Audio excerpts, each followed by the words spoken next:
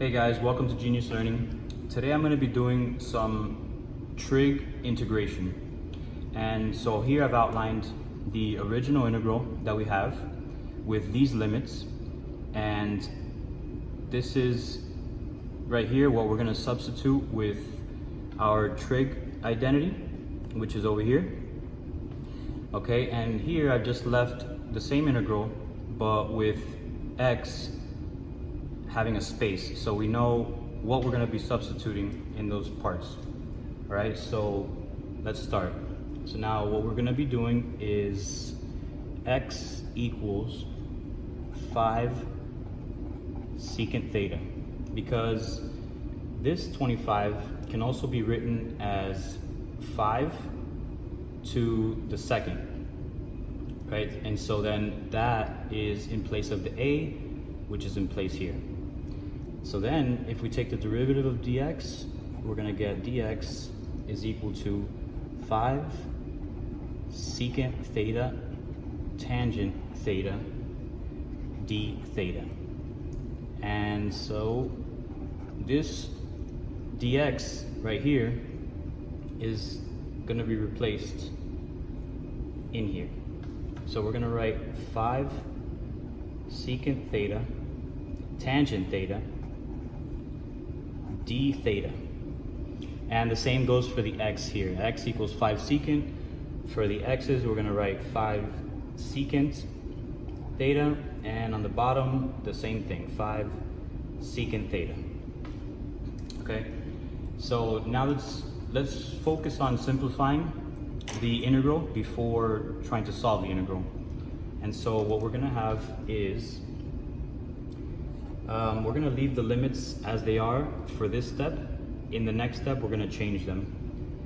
So 5 square root of 2. And so in here, we're going to have the square root of 5. Let's write 25. 25 secant squared theta minus 25. Underneath, we have the same 5 secant theta, and on the side we're going to leave this just how it is, the same. Okay, so let's deal with these limits here. Okay, so we know that this is x equals 5 square root of 2. We also know this is x equals 5, final minus initial. And so we come here and we're going to replace this top part, and we're going to say 5 square root of 2 is equal to 5 secant theta. Okay, that's for just the top part. And let's see what we get. If we divide the 5's, they cancel out. And here, it's a little bit tricky, and you need to know some trig, unit circle. So secant can also be written as 1 over cosine theta. All right, and so where does secant equal square root of 2 is the same thing as asking for what theta do we have to put in here to make this equal to square root of 2. So the answer is pi over 4, but let's see why.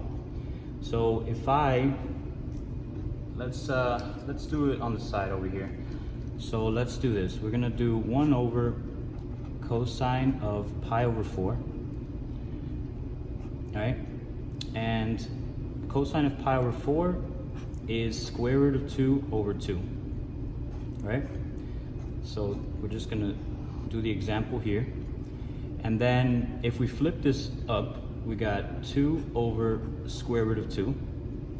And now if we rationalize, we got square root of 2 over square root of 2, which is going to give us these two square roots become 2, and that cancels with this 2. And so that leaves us with just square root of 2. So we see how if this is pi over 4, then this statement is true. So in other words, we have here pi over 4. And that is for our top limit, right? So we're going to write the integral of pi over 4 for the top one. So let's box this up and let's try out the other limit. So the other limit here is 5, right? So the same process, 5 equal to 5 secant theta. If we cancel out the 5s, we get 1 equals secant theta, and we know that we can rewrite secant as 1 over cosine theta. And so what theta will make this statement true? Well, we know that cosine of 0 is equal to 1. And so if I put 0 in this place, then 1 over 1 is equal to 1. And so this 0 is what we have to put inside of the theta to make this statement true. And so our lower limit now is 0. Okay. Now let's continue back on to the integral and continue to simplify. And so here, if I pull out the 25, let's leave it inside the root. If I just pull it out, I'm gonna get secant squared theta minus 1. And here I see that I can cancel out the 5, I can cancel out a secant, and I'm left with just tangent theta d theta, okay? And so now we need to use an identity to change this and rearrange it. So we know that cosine squared plus sine squared is equal to 1. And we're looking for a secant, right? And so let's do this. We can divide this one by cosine squared, and we also have to divide everything by cosine squared. And so that'll give us 1 plus tangent squared theta equals secant squared theta. But we're looking for secant minus 1. So let's pass this one to the other side, and we're gonna get secant squared theta minus 1. And so now we use this identity in here, and let's see what it gives us. So we got the integral from 0 to pi over 4. The square root of 25 is 5, so let's bring that out. And then underneath the root here, we're gonna have tangent squared theta. Outside, we're gonna have tangent theta d theta. And so we have 2 of them, which cancels with the root. And so we're gonna have 5 tangent theta from this part, and we have a tangent theta here, and so let's combine them. So now we're gonna have tangent squared and d theta, okay? So now we need to change it back.